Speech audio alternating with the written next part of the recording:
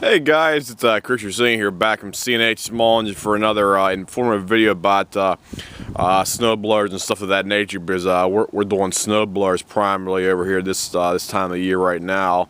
And I got another review here for you guys. This is a Mtd two-stage snow blower. It's a 5 horsepower Tecumseh engine on here with the 22-inch dual stage, or we want to call it two-stage snowblower implement on the front on here. The guy called me up here about a week ago, and he needed work done to his machine over here because apparently the guy left it sit outside out there, and it needed a lot of work done to it. The tire, the one right tire was flat basically. It basically popped off the rim, and we had to basically put the rim on a grinder over here and clean the rim up, because you cannot have a tire sealing properly on the rim unless it's clean. And after that, you got to put some the slime, as I call it over here, on the outside of the rim to keep it nice and tight on their actual rims for that. So he had to have that fixed first and foremost, because it would not drive at all out there. Plus, the guy also had to have a tune-up done on there as well too, and he had to have a new cable put on the Auger Assembly over there for that, because the other cable was not working at all, and it was actually cracked down where it actually hooks up to your auger mechanism up underneath here. This thing was basically, basically staying down the whole time. The cable was not working at all in there for that, so we had to replace the auger cable. Next thing was we had to check the belts and stuff like that. Belts look good. We had to take the belly pan off underneath here, and his pressure plate had a lot of rust on it, so we had to clean up that as well too underneath there. Because anytime you leave something sit outside or in an unprotected environment, you're always going to run the risk of having problems with your drive system underneath there, because most people know, or that are like me, if you leave your machine outside, it tends to get a lot of moisture and rust in areas, and your pressure plate is one of them underneath there. It has to be completely clean, dry, and it has no residue on it underneath there at all to work properly, because if you get any oil on there or crap, it's going to affect the functionality of it, for one thing. The last thing was we had to do on here was the typical fuel system cleaning and CARB build. Unfortunately, this guy's carburetor for this specific machine, we had to replace it with a secondary one I had sitting over here in stock.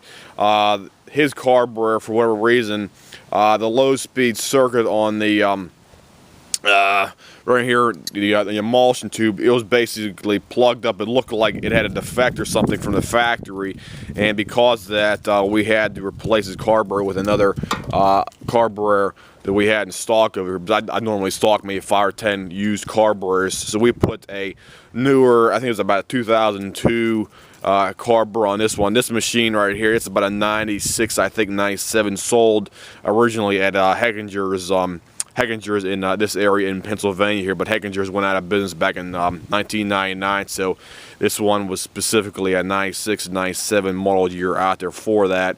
So we had to replace the carburetor with a newer non-adjustable style carburetor, since that's the only one I had that was basically identical to this one right here, even though this one that I took off the machine was fully adjustable. However, after cleaning it multiple times in the carb soak plus the jeweler's cleaner, it still did not allow the snowblower to idle properly, so we had to replace it anyway, and that basically solved the problem for that.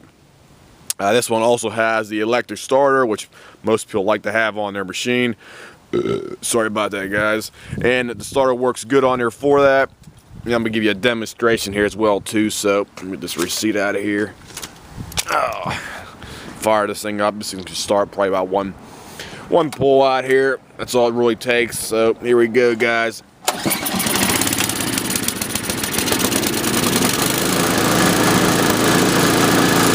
There we go. Runs smooth as a baby's ass.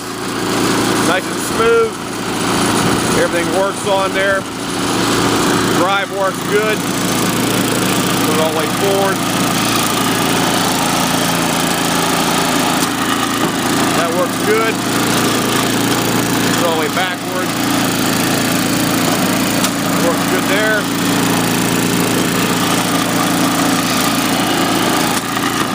Works great. Auger works great too on here. Get out of the way. So you can show you if to the auger underneath there. There we go. Stops nice and quick. Gauge nice and fast.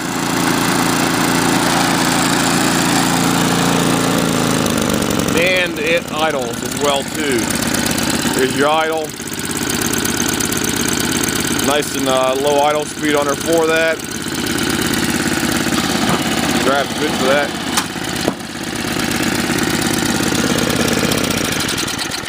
One way you can really test out your transmission on these things is like put it in 5th gear, and this will basically try to have it idle to try to pull up a hill or something like that. That's one way you can test out to make sure the belts are nice and tight underneath there, and your pressure plate's nice and clean underneath there as well too. Because if, like I said before, if your pressure plate has any crap or any debris on it, it'll start slipping because you have a rubber wheel that pushes against your pressure plate underneath your belly pan, underneath.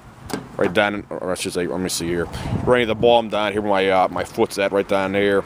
You have your pressure plate underneath there, and you have a rubber wheel that pushes against it. And if those two surfaces are not clean and dry, what do you want to call it, your transmission may start slipping over time. So always make sure that's clean first and foremost before you use your drive system.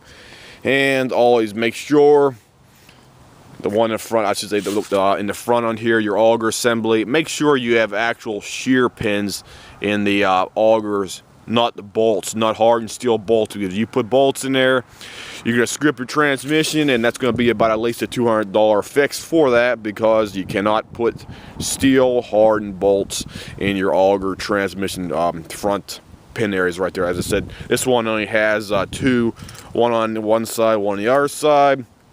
The bigger, like 36, maybe they might have 4. I actually seen the bigger ones, the newer ones of Sears.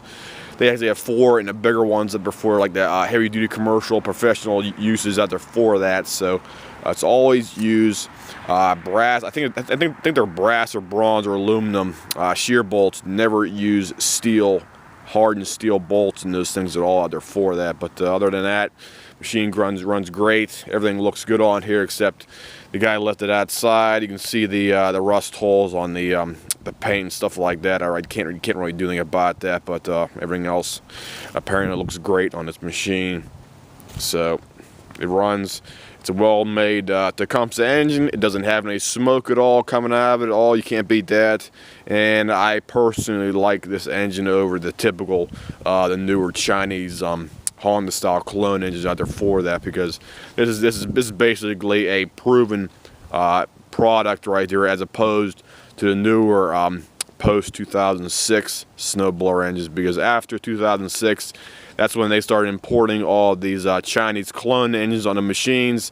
And as I said before, Tecumseh went out of business back in 2008. So you basically have the option of either having a Briggs & Stratton or the Chinese clone engines on some of the cheaper machines out there for the newer models after 2006. So if anybody has any questions, comments, whatnot about this video, just drop me a message on my page here, and I'll try to answer any questions you guys have. I'll see you guys.